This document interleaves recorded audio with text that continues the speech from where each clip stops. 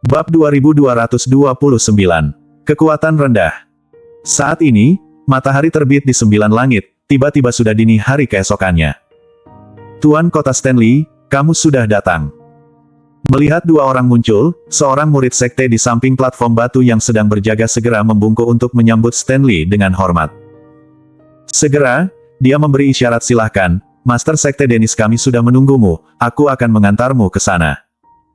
Keduanya mengikuti murid itu pergi ke halaman depan. Stanley berkata kepada Jerry, ini adalah Sekte Guntur Langit di Kota Hydra. Selama 2 hari ini, kamu bisa beristirahat di sini. Segera, saat mereka tiba di dalam Sekte Guntur Langit, seorang tetua berambut putih berjalan kemari. Saat semua murid melihatnya, mereka menundukkan kepala dengan hormat. Dennis melangkah maju untuk menyambut mereka berdua, dia juga menunjukkan rasa hormat kepada Stanley, saudara Stanley, sudah lama tidak bertemu. Segera setelah itu, Dennis melirik Jerry di sebelah Stanley dan berkata dengan ekspresi ragu, saudara Stanley, bukannya kamu bilang kamu ingin membawa master kuat dan mendominasi kemari? Sekarang, kenapa hanya membawa 1 orang murid saja? Di mana Tuan Jerry? Stanley langsung mengerutkan kening saat mendengar ini, dia segera berkata, saudara Dennis, orang di sebelahku ini adalah Tuan Jerry yang aku bilang padamu sebelumnya. Kemudian dia memperkenalkan kepada Jerry, Tuan Jerry, ini Dennis Lay, pemimpin Sekte Guntur Langit. Aku dan dia memiliki hubungan yang sangat baik. Jika kamu membutuhkan sesuatu, hubungi saja dia secara langsung. Mendengar perkenalan Stanley, Dennis terkejut, ada sedikit ekspresi rasa tidak percaya di matanya. Dia melihat ke arah Jerry lagi dan melihat bahwa kekuatan seni bela diri Jerry tampaknya hanya berada di alam surgawa tahap tengah tingkat ke-6. Meskipun dianggap sebagai pemimpin di kalangan generasi muda, dia tidak sekuat seperti yang diceritakan Stanley, master yang bisa menghancurkan Sekte Tiankai dan Sekte Hanwha, kekuatan ini jelas tidak cukup. Jadi setelah dia melihat Jerry, dia tidak mengaitkan Jerry dengan master yang disebutkan Stanley. Menurutnya, Jerry sama sekali tidak memiliki kekuatan seperti itu, dan dia diam-diam meragukan apakah perkataan Stanley sebelumnya hanyalah sebuah bualan. Puff! Pada saat ini, Dennis tiba-tiba melonjak dan energi spiritual di telapak tangannya mendidih, bercampur dengan beberapa suara desiran tipis yang menggelegar, dia menamparkan dada Jerry dengan telapak tangannya. Berhenti. Melihat adegan ini, Stanley terkejut. Dia tidak pernah menyangka Dennis akan tiba-tiba menyerang Jerry. Sebaliknya, Jerry berdiri kokoh seperti batu, dengan ekspresi tenang di wajahnya, bahkan tidak berkedip. Yang mengejutkan Stanley adalah serangan Dennis tidak mendarat, tetapi berhenti saat hendak menyentuh Jerry, membuat Stanley langsung merasa lega. Dia sangat menyadari kekuatan Jerry, jadi tentu saja dia tidak khawatir Jerry terkena serangan keras, tetapi khawatir Jerry marah, kemudian langsung memusnahkan Sekte Guntur Langit. Dennis, kamu bajingan, apakah kamu linglung? Beraninya kamu tidak menghormati Tuan Jerry. Cepat minta maaf kepada Tuan Jerry. Stanley meraung marah, dia sangat khawatir Dennis akan hancur karena tindakan bodoh ini. Dennis sedikit terkejut saat melihat Stanley benar-benar marah. Untuk menenangkan amarah teman lamanya, dia segera tersenyum meminta maaf pada Jerry dan berkata, Tuan Jerry. Tuan, aku sudah menyinggung perasaanmu, aku minta maaf. Meskipun dia meminta maaf, dalam hatinya, dia sangat kecewa dengan Jerry.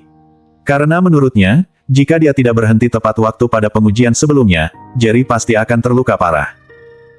Dia diam-diam menghela nafas dalam hati, jika itu adalah petarung lainnya, tidak peduli seberapa lemah kekuatan, pasti akan segera menghindarinya.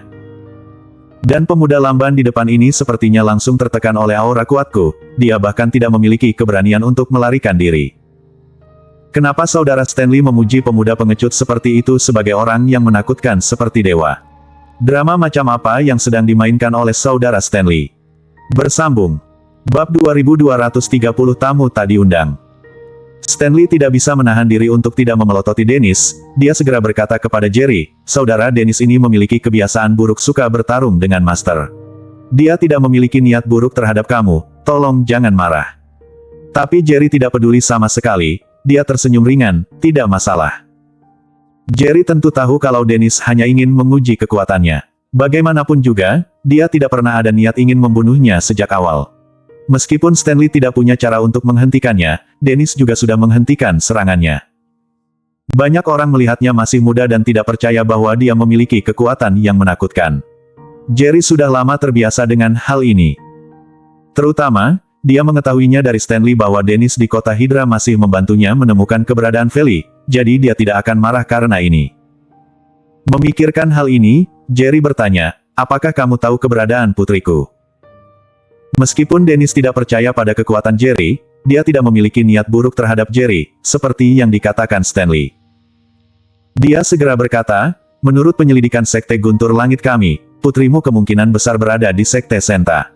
Aku dengar Sekte Senta diam-diam membawa kembali beberapa anak beberapa waktu lalu. Tetapi kemampuan kami terbatas dan kami tidak dapat memasuki Sekte Senta untuk menanyakan dan mengkonfirmasi informasi ini, jadi informasi ini hanya bisa dianggap sebagai spekulasi. Segera setelah itu, Dennis tampak ragu-ragu dan akhirnya, dia merendahkan suaranya secara misterius sambil berkata, ada juga beberapa rumor bahwa Sekte Senta sering menggunakan beberapa anak untuk memurnikan pil, jadi aku rasa putrimu juga disembunyikan oleh Sekte Senta. Jerry sudah lama mencurigai kemungkinan ini. Saat berada di Sekte Henua, ada seorang junior dari Sekte Senta yang memiliki hubungan yang sangat baik dengan Wisen. Adapun perkataan Dennis tentang Sekte Senta yang menggunakan anak-anak untuk membuat pil, Jerry pernah mendengarnya sebelumnya. Beberapa master pemurnian pil yang tidak manusiawi akan menggunakan manusia untuk membuat pil, tetapi dia juga hanya pernah dengar saja. Jerry dalam hati diam-diam merasa sudah waktunya untuk pergi ke Sekte Senta secara pribadi. Sekarang situasi Feli sudah sangat berbahaya. Lalu dia berkata dengan tulus kepada Dennis, aku mengerti, terima kasih, Master Sekte Dennis. Stanley memahami maksud pikiran Jerry, dia buru-buru menasihati, Tuan Jerry, aku bisa memahami perasaanmu ingin mencari keberadaan putrimu, tetapi Sekte Senta tidak seperti Sekte Henua, jadi kamu tidak boleh impulsif. Lagi pula, meskipun rumor itu benar, Sekte Senta akan mengadakan kompetisi pil dewa dan tidak ada waktu untuk melibatkan anak-anak untuk mempelajari resep pil obat baru, ini berarti putrimu masih aman untuk saat ini. Apalagi kalau menyinggung Sekte Senta tidak akan ada gunanya bagimu. Menyinggung Sekte Senta hampir bisa dikatakan menyinggung seluruh kota Hydra, dan bahkan menyinggung sebagian besar ahli top di dunia seni bela diri kuno.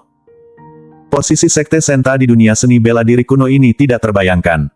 Menunggu hingga kompetisi pil dewa selesai, baru kemudian masuk Sekte Senta, konfirmasi sebelum mengambil tindakan, itu juga tidak terlambat. Jerry tahu perkataan Stanley ini tidak berlebihan, tetapi tetap tidak dapat menghentikan tekadnya untuk menemukan putrinya. Dari tampak luar, dia dengan tenang memberitahu Stanley bahwa dia tidak akan bertindak gegabah. Kemudian, Dennis memerintahkan seorang murid bernama Velo untuk membawa Jerry pergi beristirahat. Setelah semuanya selesai, Stanley juga kembali ke kota Macan Putih. Di bawah kepemimpinan Velo, Jerry datang ke suatu tempat yang penuh dengan halaman kecil. Tempat ini digunakan oleh Sekte Guntur Langit untuk menerima tamu. Kemudian, Jerry memilih halaman kecil yang paling dalam dan paling terpencil. Ini adalah tempat murni untuk penyembuhan dan pemulihan. Pada saat yang sama, sekelompok tamu tak diundang datang ke Sekte Guntur Langit. Bersambung.